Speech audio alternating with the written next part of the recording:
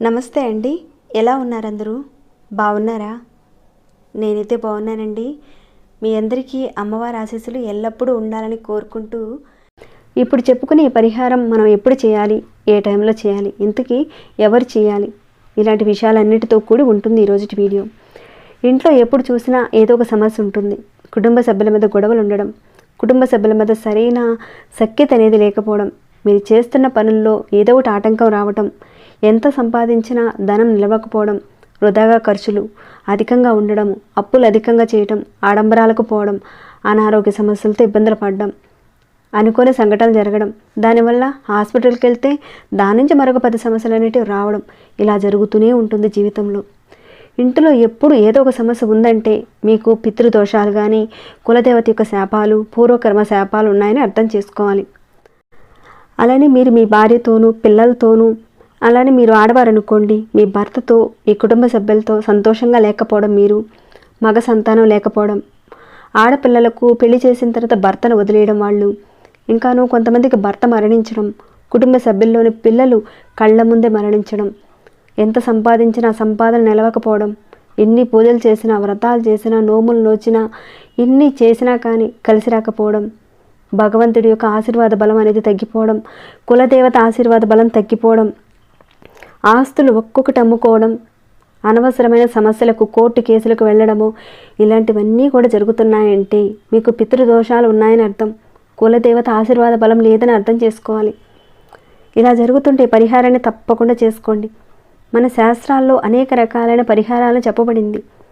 అందులో చూసుకున్నట్లయితే పితృదోషాల నుంచి బయటపడడానికి, కులదేవత యొక్క ఆశీర్వాదం పెరగడానికి, ధనానికి సంబంధించిన ఏవైనా అడ్డంకులు ఉంటే అవి తొలగడానికి ఇది చాలా మంచి పరిహారం, అద్భుతమైన పరిహారం అని చెప్పుకోవచ్చు.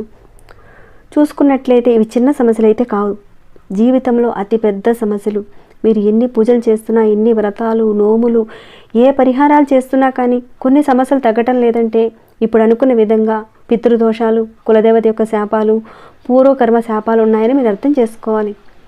మీరు ఈ పరిహారం చేసుకోండి, ఖచ్చితంగా మీ జీవితంలో మార్పులు కనిపిస్తాయి. ఈ పరిహారం చేసిన తర్వాత మీ జీవితంలో సంతోషాలు వస్తాయి.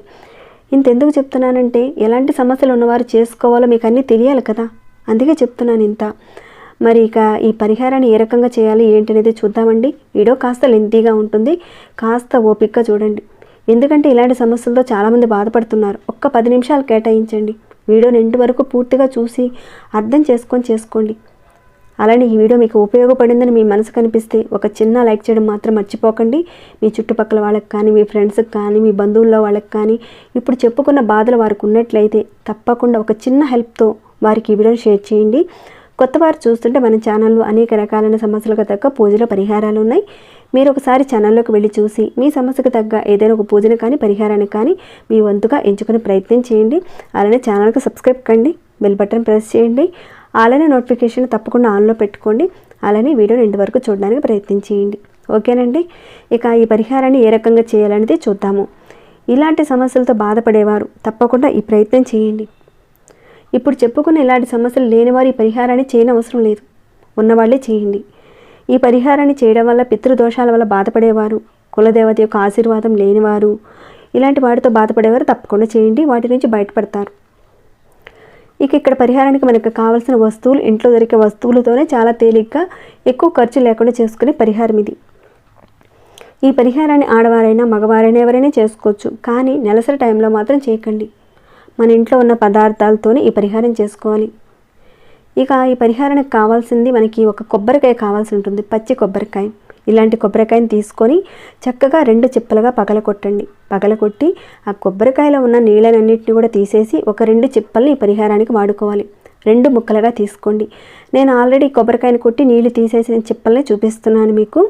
ఈ రకంగా తీసుకోండి.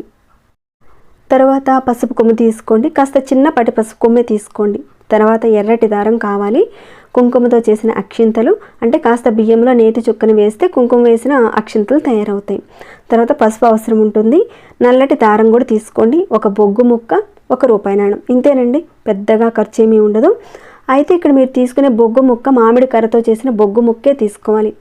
ఒకవేళ మీ దగ్గర మామిడి కర్రతో చేసిన బొగ్గు ముక్క లేకపోతే ఎక్కడైనా ఎండిపోయిన మామిడి చెట్టు నుంచి కాస్త విరిగిన ఒక కొమ్మ తెచ్చుకొని దాన్ని కాల్చి చిన్న బొగ్గు ముక్కగా తయారు చేసి పెట్టుకోండి. ఒకవేళ మీరు అంటారేమో, మామిడి పుల్లతో చేసిన బొగ్గు ముక్క మాకు దొరకడం లేదండి అని అంటారా? ఖచ్చితంగా ఈ పరిహారానికి మామిడి పుల్లతో చేసిన బొగ్గు ముక్కనే వాడాలి. ఆ బొగ్గు ముక్కతో చేస్తేనే ఫలితం వస్తుంది. ఈ పరిహారాన్ని మీరు చేయడం వల్ల ఎలాంటి సైడ్ ఎఫెక్ట్ ఏది ఉండదండి. చాలా సేఫ్ అయిన పరిహారం. ఎవరైతే ఈ సమస్యలతో బాధపడుతున్నారో భయం లేకుండా చక్కగా చేసుకోవచ్చు. ముందుగా మీరు ఒక కొబ్బరికాయని తీసుకోండి, రెండుగా కొట్టి దానిలో ఉన్న నీళ్ళని తీసేసి తర్వాత ఒక చిప్ప తీసుకోండి. ఈక్వల్గా పగిలేలా 2 చిప్పలు చూసుకోండి. ఇదంతా నేను మీకు జస్ట్ తెలియడానికి చూపిస్తున్నది. మీరు అనుకోండి కాస్త కరెక్ట్గా పగిలేలా చూసుకోండి. తీసుకొని దానిలో ఒక చిప్పలో ముందుగా కొద్దిగా పసుపు వేయండి. దాంట్లో పసుపు వేసి ఆ చిప్పకు పూర్తిగా లోపల వైపు అంతా కూడా పట్టించండి. ఇక్కడ మీరు చూస్తున్నారు కదా, ఈ రకంగా చక్కగా లోపల వైపు అంతా కూడా చక్కగా పట్టించండి పసుపుతో. ఇలా పసుపు రాసిన తర్వాత ఒక చిప్పలో మాత్రమే రాయాలి పసుపు. ఇక రెండవ చిప్ప ఉంది కదా, ఆ రెండవ చిప్పలో కొద్దిగా కుంకుమతో తయారు చేసిన అక్షింతలు, ఇందాక చెప్పాను కదండి, ఆ రకంగా అక్షింతలను తీసుకొని ఇక్కడ ఏ రకంగా చేస్తున్నానో అదే రకంగా 1 by 1 మీరు చేసుకుంటూ వెళ్ళండి. అటుదిట్టు ఇటుదిట్టు మార్చి మాత్రం చేయకండి. మీరు స్కిప్ చేస్తే వీడియోని మీకు అర్థం కాదు, సరిగ్గా చేసుకోలేరు. అలా చూసి చేయకండి, ఫలితం రాదు. కొంచెం అర్థం చేసుకోండి.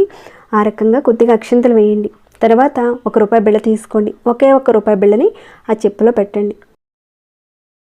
పెట్టిన తర్వాత ఒక్క పసుపు కొమ్ము తీసుకోండి. అది విరిగిన పసుపు కొమ్ము అయినా పర్వాలేదు, కాకపోతే చిన్నపాటి పసుపు కొమ్ము పెట్టండి దాంట్లో. ఇక ఏదైతే బొగ్గు ముక్క ఉందో ఆ బొగ్గు ముక్కకి మీరు తీసుకున్న నల్ల దారాన్ని ఒక 7 సార్లు చుట్టండి. అది మిషన్ దారం అవ్వచ్చు, లేదంటే కాలికి కట్టుకుంటారు కదండి నల్ల దారం, ఇలాంటిది ఇక్కడ మీరు చూస్తున్నారు కదా, ఈ దారాన్ని అయినా సరే కట్టచ్చు, లేదంటే మిషన్ దారాన్ని అయినా సరే కట్టచ్చు. ఒక 7 సార్లు పూర్తిగా చుట్టాలి. ఆ బొగ్గు మొత్తం కూడా చక్కగా చుట్టేసి చివరిన ముడేసేయండి.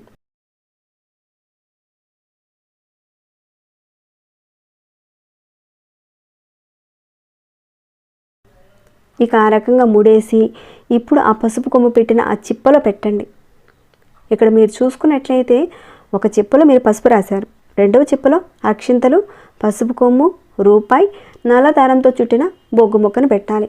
ఇక తర్వాత ఏం చేయాలంటే ఈ 2 చిప్పల్ని ఒక దగ్గరగా ఈ రకంగా చేర్చి గట్టిగా 2 చిప్పలు మూసేయాలి. ఒకదాని మీద ఒకటి ఈ రకంగా బోలించి మూసేయాలి. ఆ తర్వాత ఎరుపు దారంతో చుట్టాలి. ఈ పరిహారాన్ని ఎవరైతే చేస్తున్నారో వారి వయసు ఎంత ఉంటుందో అన్ని చుట్లు చుట్టాలి ఎరుపు దారంతో. ఎవరైతే చేస్తున్నారో వారి వయసు ఉంటుంది కదా, అన్నిసార్లు దారాన్ని కొబ్బరికాయ చుట్టూతా ఇలా చుట్టాలి. ఇప్పుడు మీకు 40 సంవత్సరాలు ఉన్నాయి, లేదంటే ఒక 20-25 సంవత్సరాలు ఉన్నాయి. మీకు 40 సంవత్సరాలు ఉన్నప్పుడు 40 చుట్లు చుట్టాలి. 20 సంవత్సరాలు ఉన్నాయనుకోండి, 20 సార్లు రౌండ్గా చుట్టాలి. ఇదంతా చేసేటప్పుడు మీరు ఒక పరిపూర్ణమైన ఒక నమ్మకంతో విశ్వాసంతో చేయండి. అప్పుడే ఈ పరిహారానికి రిజల్ట్ వస్తుంది. అలా చుట్టేసిన తర్వాత ఆ దారాన్ని కట్ చేసి కాస్త మూడేసేయండి. ఇంతకీ ఈ పరిహారాన్ని ఎప్పుడు చేయాలి? మీరు ఈ పరిహారాన్ని ఉదయం నుంచి మధ్యాహ్నం 12 గంటల లోపుగా చేయొచ్చు. అంటే ఏ రోజైనా సరే చేసుకోవచ్చు. మీకు పర్టికులర్గా ఈ రోజే చేయాలని లేదండి, ఏ రోజు నుంచైనా సరే మీరు ఈ పరిహారాన్ని మొదలు పెట్టచ్చు. ఆడవారైనా చేయొచ్చు, మగవారైనా చేయొచ్చు. మధ్యాహ్నం లోపు చేసుకోవచ్చు ఈ పరిహారాన్ని, అంటే మధ్యాహ్నం 12 గంటల లోపుగా చేసుకోవచ్చు. కొబ్బరికాయని కొట్టడము ఇదంతా కూడా ఉదయం 6 గంటల నుంచి మధ్యాహ్నం 12 గంటల లోపుగా చేయాలి. ఇప్పుడు మీరు ఈ కొబ్బరికాయని దారంతో కట్టేసిన తర్వాత కొబ్బరికాయని 2 చేతులతో పట్టుకొని నమస్కారం చేసుకొని మీరు దేవుడి గదిలో ఎక్కడైనా సరే పెట్టచ్చు. దీన్ని మీరు పూజ చేస్తుంటారు కదా, ఆ ప్లేస్లో పెట్టి అక్కడే ఉంచేయండి. ఇదంతా కూడా మనం మధ్యాహ్నం 12 గంటల లోపుగా చేసుకొని పూజ గదిలో పెట్టేశాం. ఇక సాయంత్రం స్నానం చేసుకొని మీరు రాత్రి పడుకునే ముందు మీరు పెట్టిన కొబ్బరికాయని తీసుకోండి. మీ ఇంట్లో మీ పూజ గది, అంటే పూజ గది లేని వాళ్ళు ఈశాన్యంలో చాలా వరకు పూజ గది ఉంటుంది. ఒకవేళ పూజ గది లేకపోయినా పర్వాలేదు, మీ ఇంటి మొత్తంలో చూసుకుంటే ఈశాన్య మూల ఎక్కడైతే ఉందో అక్కడ ఒక స్టూల్ అనేది ఏర్పాటు చేసుకోండి.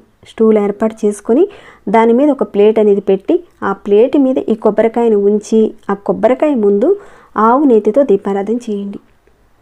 దీపం వెలిగించిన తర్వాత మీ మనసులో మీ పితృదేవతల పేర్లు మీకు గుర్తుంటే కనుక వారి పేర్లను మనసులో అనుకొని మీ యొక్క సమస్యను చెప్పుకోండి. ఒకవేళ పేర్లు తెలియవు, మనసులో తలుచుకోండి, పితృదేవతలారా అని తలుచుకొని ఏదైతే మీరు ఇబ్బందులు పడుతున్నారో వాటి నుంచి బయటపడాలని, వారి యొక్క ఆశీర్వాదం మీకు కలగాలని కోరుకుంటూ ఆ తర్వాత మీ కులదేవతను తలుచుకోండి. ఇక ఆ తర్వాత మీరు పడుకోవడానికి వెళ్ళిపోవచ్చు. ఈ కొబ్బరికాయని ఈశాన్య మూలలో పెట్టి ఆవు నెయ్యితో దీపారాధన చేసిన తర్వాత మీ పితృదేవతలను కులదేవతను తలుచుకోండి, ఇద్దరిని తలుచుకోండి. మీరు పడుతున్న బాధలన్నింటినీ కూడా చెప్పుకోండి. అలానే వారి నుంచి వచ్చే దోషాలు తొలగిపోవాలని, కోరికలు నెరవేరాలని కోరుకోండి. ఇదంతా మీరు దీపారాధన చేసిన తర్వాతనే మీరు కోరుకోవాలి. ఆ రకంగా పెట్టిన తర్వాత కొబ్బరికాయని అక్కడే ఒక నెల రోజుల పాటు అదే ప్లేస్లో ఉంచండి. దానిని కదపకుండా అలానే జాగ్రత్తగా ఉంచండి. ఇక అలా పెట్టిన తర్వాత అక్కడి నుంచి ఉదయం సాయంత్రం మీరు స్నానం చేసుకున్న తర్వాత సాంబ్రాణి ధూపాన్ని చూపిస్తూ ఉండండి ఆ కొబ్బరికాయ దగ్గర. మీకు వీలైతే దీపారాధన చేయండి, కొబ్బరికాయ దగ్గర ఆవు నెయ్యితో దీపారాధన చేయండి. ఇలా మీరు ఒక నెల రోజుల పాటు ఇదే రకంగా చేస్తూ ఉండండి. ఒక 1 మంత్ అయిపోయిన తర్వాత ఆ కొబ్బరికాయని తీసేసి పారే నీటిలో వేసేయండి. ఆ స్టూల్ మీద ఆ రకంగానే ఉంచండి నెల రోజుల పాటు. ప్రతిరోజు మీరు ఉదయం సాయంత్రం పూట స్నానం చేసిన తర్వాత సాంబ్రాణి ధూపం కానీ లేదంటే దీపారాధన చేస్తూ ఉండండి. ఇలా ఒక నెల అయిన తర్వాత ఆ కొబ్బరికాయని తీసి పారే నీటిలో వేసేయండి. ఒకవేళ పారే నీరు లేదండి, ఎక్కడైనా దూరంగా ఎవరైనా ముట్టని ఒక ప్రదేశానికి తీసుకువెళ్ళి ఒక చెట్టు మొదట్లో పెట్టేయండి. ఆ రకంగా చేసేయండి. స్కిప్ చేయకుండా వీడియోని చూడండి, అన్ని విషయాలు తెలుస్తాయి. మరి మీరు అనుకోవచ్చు, కొబ్బరికాయ చెప్ప లోపల ఉన్న వాటన్నిటిని కూడా తీయాలా? ఇలాంటి డౌట్స్ ఏమాత్రం కూడా మీరు పెట్టుకోని అవసరం లేదు. కొబ్బరికాయని డైరెక్ట్గా అలానే ఉంటుంది కదా, దాన్ని తీసుకువెళ్ళి నీటిలో కానీ లేదంటే ఏదైనా ఒక చెట్టు మొదట్లో పెట్టేయండి. ఆ రకంగా చేసేయండి. ఇలా మీరు నెలకు ఒకసారి చేస్తూ ఉండండి. చేయడం వల్ల పితృదోషాల నుంచి మీరు బయటపడతారు. మీ కులదేవత యొక్క ఆశీర్వాదం మీకు కలుగుతుంది. మీ సమస్యల నుంచి మీరు బయటపడతారు. పితృశాపాలను తొలగించుకోవడానికి, పూర్వకర్మ శాపాలు తొలగించుకోవడానికి, కులదేవత యొక్క ఆశీర్వాదం కలిగించడానికి చాలా అద్భుతమైన పరిహారం ఇది. ఈ పరిహారం చేసుకుంటే తిరుగుండదని చెప్పుకోవచ్చు. మీరు ఈ పరిహారాన్ని ఒక నెల రోజుల పాటు చేశారు, మీకు మార్పు వచ్చింది చక్కగా. మీరు మళ్ళీ 2వ నెల చేయనవసరం లేదు, అంతటితో ముగించుకోవచ్చు మీరు. కానీ మీకు మార్పు రాలేదు, ఇంకా సమస్యలు తీరటం లేదు. పూర్తిగా తీరే వరకు మీరు ప్రతి నెల ఇదే రకంగా చేస్తూ ఉండండి. కానీ మీరు నెలసరి టైంలో మాత్రం ఈ దీపారాధన ధూపాన్ని మాత్రం చూపించడం మాత్రం చేయకండి కొబ్బరికాయకి. అలానే నెలసరి టైంలో మాత్రం కొబ్బరికాయని ముట్టుకోవడం మాత్రం చేయకండి. ఒకవేళ మీకు నెలసరి టైం వచ్చినప్పుడు దానిని మీరు ముట్టుకోకుండా మీ ఇంట్లో వారి చేత ధూపాన్ని కనీసం చూపించడానికి ప్రయత్నం చేయండి, వాళ్ళ చేత చూపించండి. ఎందుకంటే సమస్య అనేది కుటుంబానికి అందరికీ కూడా వర్తిస్తుంది కాబట్టి ప్రతి ఒక్కరూ కూడా కాస్త అర్థం చేసుకోవాలి. ఇంట్లో ఉన్న వాళ్ళందరూ కూడా మీ యొక్క సమస్య నుంచి మీరు బయటపడడానికి మీ వంతుగా మీరు ప్రయత్నం చేయండి. ప్రతిరోజు ఒక నెల రోజుల పాటు ఖచ్చితంగా మీరు దీపం చూపిస్తూ ఉండండి. కనీసం ధూపాన్ని చూపిస్తూ ఉండండి. అప్పుడే మంచి ఫలితాలు వస్తాయి. మా ఇంట్లో అస్సలు కుదరదండి, ఎవరు ధూపాన్ని వెలిగించేవారు లేరండి అంటే కనుక ఈ పరిహారాన్ని మీరు చేసుకున్నా కానీ పెద్దగా ఫలితమైతే ఉండదు. ఖచ్చితంగా చేయండి, మంచి మార్పు వచ్చిందని మీరే చెప్తారు. జీవితంలో మార్పులు వస్తాయి. ఇది ఒక సిద్ధి పరిహారం. పితృదేవతల శాపాల నుంచి బయటపడతారు. కులదేవత యొక్క ఆశీర్వాదం మీకు లభిస్తుంది. సంపాదన పెరుగుతుంది. జీవితంలో లోటు అనేది లేకుండా హ్యాపీగా ఉంటారు మీరు. ఒక నమ్మకంతో చేయండి, ఖచ్చితంగా రిజల్ట్ కనబడుతుంది. మరి మీరందరూ కూడా చేస్తారని నేను భావిస్తున్నాను. ఈ సమస్యలతో ఉన్నవారు మీరు చేసిన తర్వాత మీకు వచ్చిన మార్పుని తప్పకుండా నాతో షేర్ చేసుకోండి. కుదిరితే కనుక ఇలాంటి సమస్యలు ఉన్నవారికి 10 మందికి ఈ వీడియోని షేర్ చేయండి. మీ వంతుగా ఒక చిన్న హెల్ప్ చేసిన వారు అవుతారు. మరి ఈ వీడియోని ఇంతటితో ముగిస్తున్నాను. ఇంకేమైనా డౌట్స్ ఉంటే కనుక అడగండి, రిప్లై ఇస్తాను. అలానే మీకు ఎలా అనిపించింది అనేది కూడా చిన్న కామెంట్ ద్వారా నాకు తెలియచేయండి. లైక్ చేయని వారు ఒక చిన్న లైక్ ఇచ్చేసి వెళ్ళండి. సబ్స్క్రైబ్ కాని వారు సబ్స్క్రైబ్ చేసుకోండి. ప్రతిరోజు మన ఛానల్లో ఉన్న వీడియోస్ని చూస్తూ ఉండండి. మరొక భక్తి వీడియోలో మళ్ళీ మిమ్మల్ని కలుసుకుంటాను. అంతవరకు సెలవు.